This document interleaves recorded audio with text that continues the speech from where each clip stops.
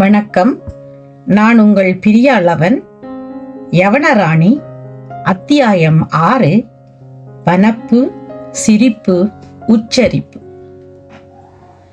பட்டுத்திரை சீலையால் உடலை மூடி மாலை கதிரவனின் பொற்கதிர்கள் போன்ற மயிரிழைகளை திரட்டி கொண்டையிட்டதால் ஏற்பட்ட யவனராணியின் இணையற்ற வனப்பு, மலர் விழிகளில் சற்றே துளிர்த்த சிரிப்பு, செம்பருத்தி சிவப்பு கொண்ட இதழ்களில் இருந்து உதிர்ந்த தமிழ் மொழியின் மதுரமான உச்சரிப்பு, இவற்றால் சொற்களோகத்தில் சஞ்சரித்த இளஞ்செழியன் தமிழகத்தின் மகத்தான கரங்கள் எத்தனை தூரம் வரை நீண்டு கிடக்கின்றன என்பதையும், தமிழ் அமுதமும் கலை செல்வமும் எந்தெந்த இடங்களை நாடி பெரும் தென்றலை வீசி மகிழ்ச்சி அளித்திருக்கின்றன என்பதையும் எண்ணி பார்த்து பார்த்து பூரித்து போனான். அத்துடன் மனித வரலாற்று மேடையில் தமிழ் பெருமக்கள் அரசு செலுத்தும் பொற்காலத்தில் தான் வாழ்வதை பற்றி பெருமிதமும் கொண்டதனால் அவன் வனத்திலே அதுவரையில் இல்லாத பெரும் சோதியொன்று படர்ந்தது. கனவுலகத்தில் சஞ்சரித்த இதயம் கண்களின் பார்வையையும் அங்கு அழைத்துச் சென்றது. கிறிஸ்துவுக்கு பின்பு தோன்றிய 2ஆம் நூற்றாண்டின் இடைக்காலம் நெடுஞ்செழியனை என்ன, அந்த காலத்தை பற்றி நினைக்கும் எந்த தமிழனையும் பெருமையுடன் அந்த பொற்காலத்திற்கு அழைத்துச் செல்லும் நற்காலம்தான். சிறு புத்தி இல்லாமல் தமிழர்கள் பெரும் புத்தியுடன் உலகிற்கு ஒளிகாட்டி வாழ்ந்த காலம் அது. அந்த ஒளியை நாடி திரைகடலோடி மேற்கிலிருந்தும் கிழக்கிலிருந்தும் பல நாட்டு மக்கள், பல சாதி மக்கள் தமிழகத்தை நாடி வந்த காலம். தமிழர்கள் கொள்ளையர்களிடம் கைகட்டி சேவகம் செய்ததை வலியுறுத்தும் சமீபகால வரலாறு அல்ல அது. மேல் நாடுகளிலிருந்தும் வெள்ளையர் வந்து தமிழ் மக்களிடம் கைகட்டி சேவகம் செய்து பொன்னும் பொருளும் ஊதியமாக பெற்று வாழ்ந்த பொற்காலம். அந்த தமிழகத்திலும் சோழர் மன்னர்களின் பூம்புகார் நகரத்திலே வெள்ளியர்களான கிரேக்க ரோம ஜவனர்கள் கோட்டை காவலராகவும் படை வீரர்களாகவும் ஊழியம் புரிந்து சோழ மன்னர்களின் அரசை பேரரசாக பெருக்குவதிலும் நாட்டை காப்பதிலும் பெருமை கொண்ட காலம்.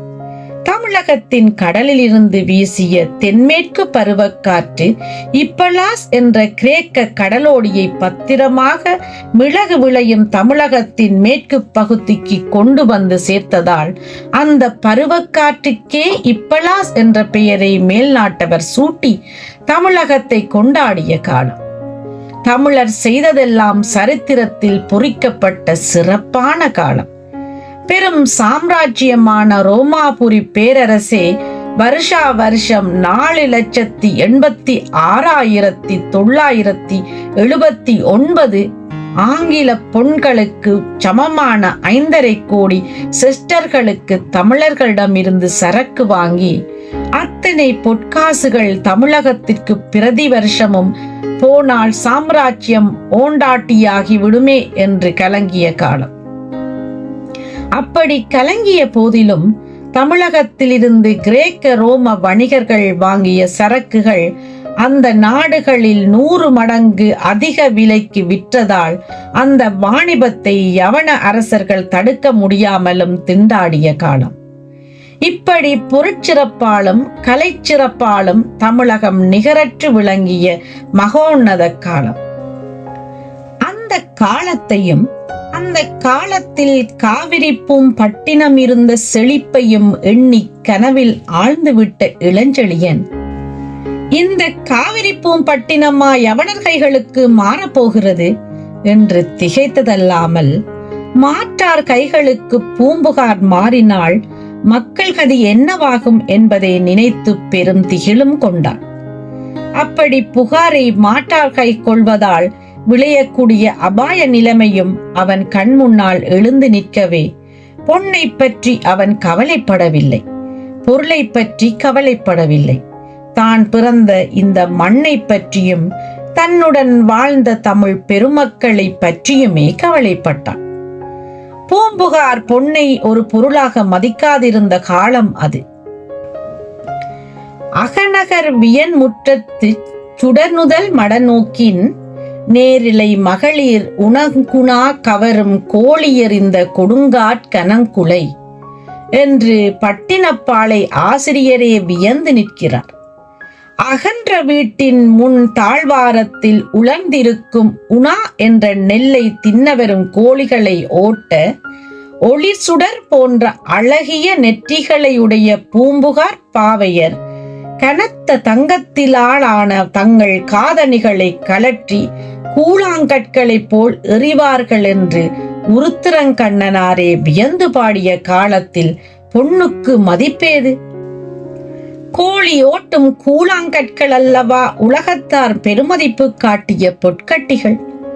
பொன்னை விட நெல்லையும் அது விளையும் மண்ணையும் காக்கவே தமிழ் மக்கள் வாழ்ந்த அந்த பொற்காலம் தமிழகத்து தரையை தொட்ட அந்த யவனராணியினால் தவிடு பொடியாகும் என்றால் அவளை தன் வசத்திலிருந்து விட்டு விடுவதோ, யவனர்கள் அவளை தலைவியாக்கி கொண்டு புகாரை ஆள அனுமதிப்பதோ நாட்டுக்கு செய்யும் பரம துரோகமாகும் என்பதை புரிந்து கொண்ட இளஞ்செழியன் இடையே குறுக்கிட்ட அந்த இருண்ட காலத்தில் தான் என்ன செய்ய முடியும் என்பதை பற்றி சிந்திக்கலானான். இளஞ்சேட் சென்னி இறந்துவிட்டதாக கோட்டை தலைவன் சொன்னது பொய்யாயிருக்க முடியாது. இளவரசன் திருமாவளவன் மறைந்ததும் பொய்யாயிருக்க முடியாது. இருவரில் யார் அரசுரிமையில் இருந்தாலும் யவனனான கோட்டை தலைவன் என்னை சிறை செய்ய துணிவு கொள்ள மாட்டான். தவிர அந்த யவன டைப்ரீசியஸும் வந்திருக்கின்றான். நிலைமை மிக நெருக்கடிதான் என்று தனக்குள்ளேயே சொல்லிக்கொண்ட இளஞ்செழியன் மேற்கொண்டு என்ன செய்யலாம் என்று யோசித்துக் கொண்டு மீண்டும் ஒரு முறை யவனராணியை நோக்கி தன் கண்களை திருப்பினான். இப்பலாஸ் ஏற்றிவிட்ட தீபச் சுடரின் ஒளி அவள் பொன்னிற கொண்டையில் விழுந்ததால் பொற்பாவையாகவே விளங்கிய அவள் எழில் வதனத்தில் விஷமத்துடன் விளையாடிய அந்த நீலமணி கண்கள் அப்பொழுதும் சிரித்துக் கொண்டிருந்தன. அதற்கு பலம் கூட்ட இஷ்டப்பட்டன போல் விரிந்த அவள் உதடுகள் முத்துப்பற்களின் ஓரங்களை மாத்திரம் லேசாக காட்டி நகைத்தன. அவள் அப்படி புன்முறுவல் கூட்டி விஷமச் சிரிப்பு சிரித்ததாலும் தமிழிலேயே பேசத் தொடங்கி இளஞ்செழியனை திகைக்க வைத்துவிட்டதாலும் நிலைகுலைந்த அவன் சிந்தனை துளிகளை மீண்டும் சிதறடிக்கும் நோக்கத்துடன் மறுபடியும் கேட்டாள் யவனராணி. படைத்தலைவருக்கு யோசனை பலமாயிருக்கிறதே.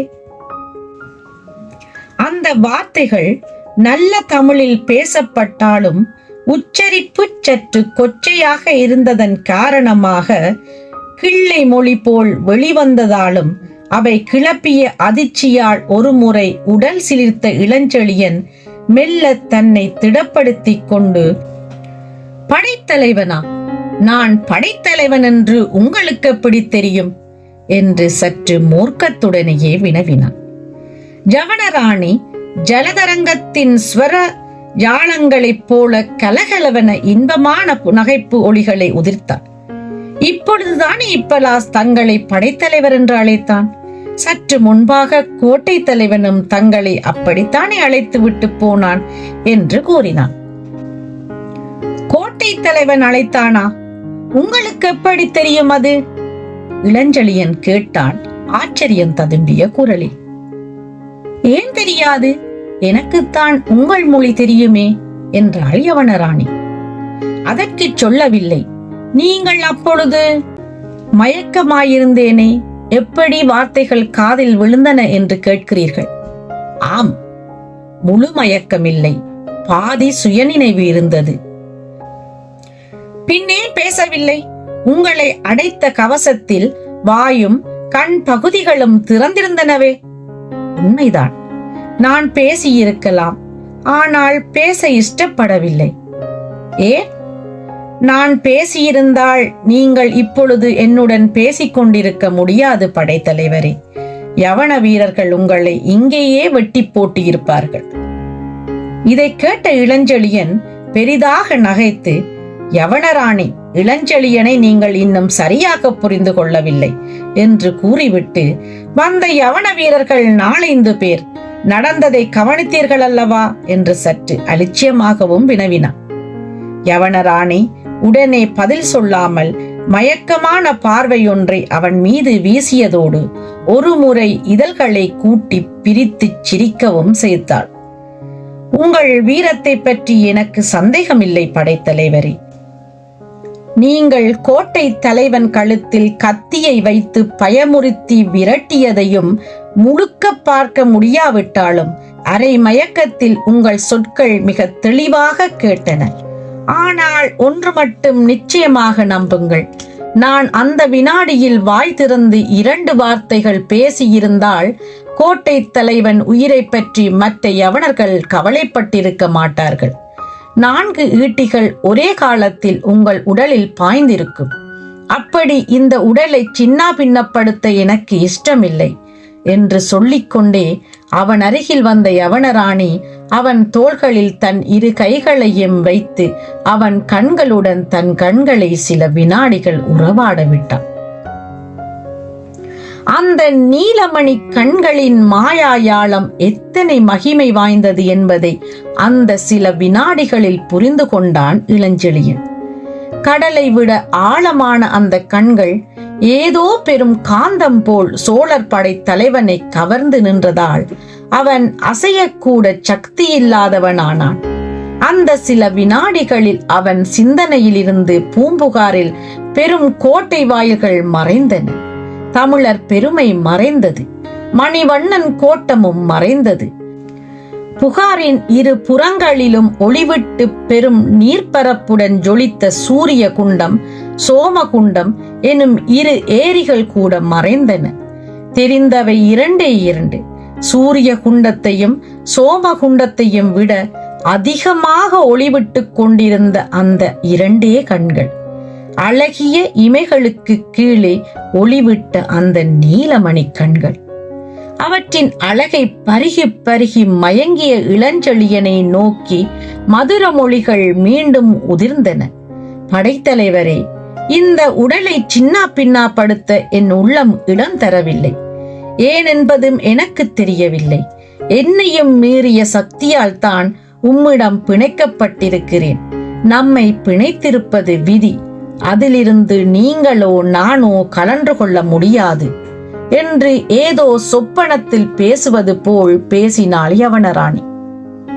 விதி என்ற அந்த ஒற்றை சொல் இளஞ்செழியனை சுற்றியிருந்த மாயையை பட்டென்று அறுக்கவே, விதி, இத்தனை நேரம் இப்பலாஸ் உளறிய அதே விதி என்று அவன் ஆத்துரத்துடன் பேசிக்கொண்டே அவள் கைகளை தன் தோள்களில் இருந்து அகற்றினான். இப்பலாஸ் உளறினானா? ஆச்சரியத்துடன் வினாவினாள் யவனராணி. ஆம், விதியின் வலிமையை பற்றி சொன்னான். இதில் சந்தேகம் இருக்கிறதா உங்களுக்கு?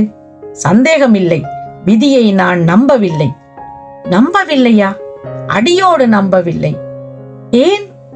நம்புவதற்கு ஆதாரமில்லை. யவனராணி இளஞ்செழியன் மீது ஆச்சரியம் நன்றாக சுடர்விட்ட தன் சுட்டு விழிகளை நாட்டினாள். இன்றைய இரவில் கிடைத்த ஆதாரங்களை விட வேறென்ன ஆதாரம் வேண்டும் உங்களுக்கு என்று வினவினான். ஆதாரங்களா? என்ன கிடைத்து விட்டன? முதலில் நான் கிடைத்தேன். எத்தனையோ பேர் கடலோரத்தில் நடமாடுகிறார்கள். அப்படி இருக்க உங்கள் காலில் மட்டும் நான் தட்டுப்படுவானேன்? நான் வந்ததும் வராததுமாக நான் இறந்து விட்டதாக நினைத்து கொண்டிருக்கும் டைபீரிஸ் இதே ஊருக்கு வருவானேன்? இருவரும் தான் வந்தோம். வந்ததும் உங்கள் மன்னன் இறப்பானேன், மகன்தான் மறைவானேன். தொகுத்து பாருங்கள் படைத்தலைவரே. மனித வாழ்க்கையின் நிகழ்ச்சிகள் விதி என்னும் கயிற்றில் கோக்கப்பட்டிருக்கின்றன. அதை கோப்பது நமக்கு அப்பாற்பட்ட சக்தி. அதன் பிடியிலிருந்து நாம் மீள முடியாது. நீங்களும் நானும் விதியால் பிணைக்கப்பட்டிருக்கின்றோம். நமது வாழ்வு அவ்வப்பொழுது பிரிவுபட்டாலும் மீண்டும் மீண்டும் மோதியே தீரும் என்று மாடி தளத்துக்காக கண்களை உயர்த்தி ஏதோ தெய்வ பலத்தால் பேசுபவள் போல் பேசினாள் யவனராணி. விதியில் என்றுமே நம்பிக்கை இல்லாத இளஞ்செழியன் இதயத்தில் கூட அந்த விவரங்கள் சிறிது சலனத்தை அளித்தாலும் அவன் தன் பிடிவாதத்தை விடாமல் பேச்சை அது கிடக்கட்டும், விதியை பற்றி அப்புறம் விவாதிப்போம். முதலில் இதை சொல்லுங்கள், எதற்காக தமிழகம் வந்தீர்கள் என்றான். அது என் விதி என்றாள் யவனராணி. விதியா? மீண்டும் விதி என்று அழுத்துக் கொண்டான் இளஞ்செழியன். அழுத்துக்கொண்டு பயனில்லை படைத்தலைவரே. நான் பிறந்தபோது உங்கள் நாட்டு வட எல்லை கணக்குப்படி 5 கிரகங்கள் உச்சத்தில் இருந்தன என்று எங்கள் நாட்டு சோதிடர்கள் கூறினார்கள். அதனால் என்ன? 5 கிரகங்கள் உச்சத்தில் இருப்பவர் அரச பீடத்தில் அமருவார்கள். அமருவதுதானே? எங்கள் நாட்டில் நான் அரச பீடத்தில் அமர முடியாது. நான் குடும்பத்தில் கடைசி பெண். எனக்கு அண்ணன்மார்கள் 3 இருக்கிறார்கள். அப்படியானால் எந்த நாட்டுக்கு ராணியாக உத்தேசம்? இந்த நாட்டுக்கு. இளஞ்செழியன் கண்கள் கோபத்தையும் இகழ்ச்சியையும் கலந்து உதித்ததன்றி உதடுகளும் கடுஞ்சொற்களை கக்கத் தொடங்கி, உங்களுக்கு பைத்தியம் ஏதுமில்லையே என்று வினவினான். பைத்தியம் ஏதுமில்லை படைத்தலைவரே. இந்த நாட்டு ஜவனர்களை ஆள ஒரு தலைவன் அல்லது ஒரு தலைவி வேண்டியிருந்தது. அதற்காக 5 கிரகங்கள் உச்சமாயுள்ள காலத்தில் பிறந்த என்னை கிரேக்க குருமார்கள் தேர்ந்தெடுத்தார்கள். அதன்படி இங்குள்ள யவனர்களின் ராணியாக நான் தேர்ந்தெடுக்கப்பட்டேன். குழந்தை பருவத்திலிருந்தே இந்த நாட்டு மொழி எனக்கு பயிலுவிக்கப்பட்டது. உங்கள் மொழியை சரளமாக பேசுவேன்.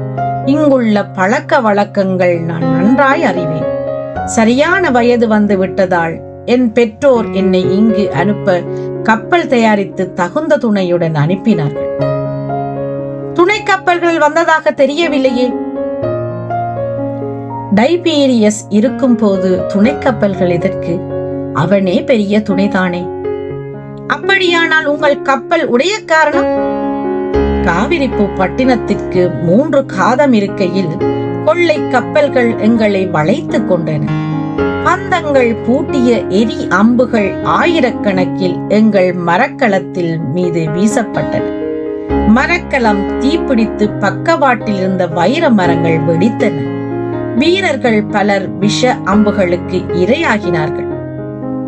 அத்தனையிலும் சுக்கானை பிடித்து கப்பலை வெகு வேகமாக ஓட்டி டைபீரியஸ் என்னை தப்பச் செய்தான்.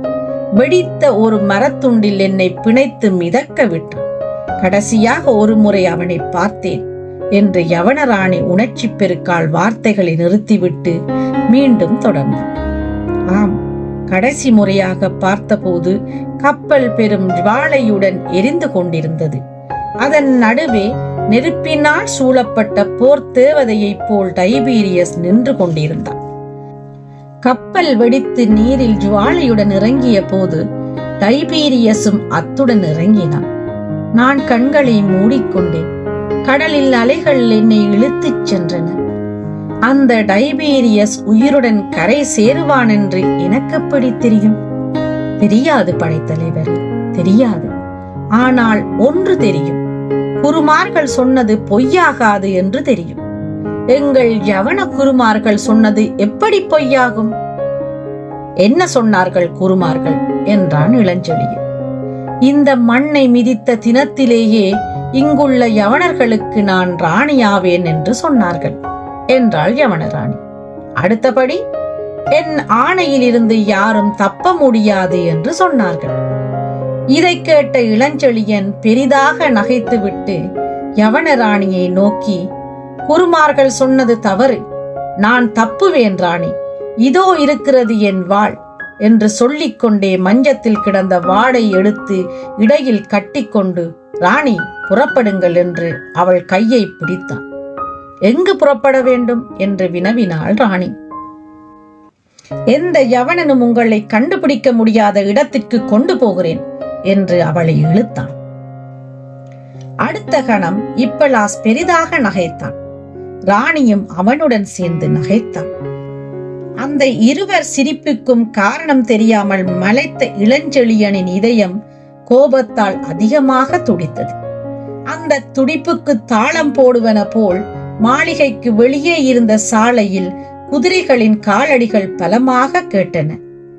என்ன அது இப்பலாஸ் என்ற சீற்றத்துடன் வினவிய இளஞ்செழியனை நோக்கிய இப்பலாஸ், விதி படைத்தலைவரே, கோட்டை தலைவன் படை வீரர்களுடன் இந்த மாளிகையை சூழ்ந்து கொள்ள வருகிறான்.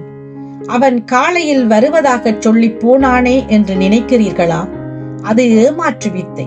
ராணி இந்த இடத்தில் இருப்பது தெரிந்த பின் அவன் ஒரு வினாடி சும்மா இருக்க முடியாது. யவனர்களை நீங்கள் இன்னும் புரிந்து கொள்ளவில்லை. இனி இந்த விடுதியில் இருந்து நீங்களோ நானோ தப்ப முடியாது என்று விளக்கினான். அந்த விளக்கத்தை தொடர்ந்து அவன் முகத்தில் சிரிப்பு மறைந்து பெரும் கிளி படர்ந்தது. அவன் கூறியபடி நிகழ்ச்சிகள் மின்னல் வேகத்தில் நடந்தேறியன. யவனர்களில் பெரும்படை கூட்டம் சில வினாடிகளில் இளஞ்செழியனின் மாளிகையை சூழ்ந்து கொண்டது. மற்றும் சில வினாடிகளில் பின்புற தோட்டச் சுவர்களின் வழியாக குதித்த பல யவன வீரர்கள் மாளிகைக்குள் நுழைந்து விட்டார்கள். அடுத்த வினாடி அரைவரையில் எட்டிய ஆயுதங்களின் உரசலாலும் காலடி சத்தங்களாலும் யவன வீரர்களில் சிலர் மாடிப்படிகளில் தங்களை சிறை செய்ய துரிதமாக வருகிறார்கள் என்பதை புரிந்து கொண்டான் இளஞ்செழியன். யவன ராணியின் வனப்பு, மலர்விழி சிரிப்பு, அமுதமொழி உச்சரிப்பு இவற்றில் தான் கொண்ட மயக்கத்தில் இத்தனை நேரம் தாமதப்பட்டது எந்த அபாயத்தில் தன்னை சிக்க வைத்து விட்டது என்பதை நினைத்த இளஞ்செழியனின் மனம் தன்னைத்தானே வெறுத்தது. அந்த வெறுப்புக்கு சுருதி கூட்ட இஷ்டப்பட்டவர்கள் போல் மாடிப்படிகளில் ஆயுதம் தாங்கிய யவன வீரர்கள் மிக துரிதமாக ஏறி வந்தார்கள்.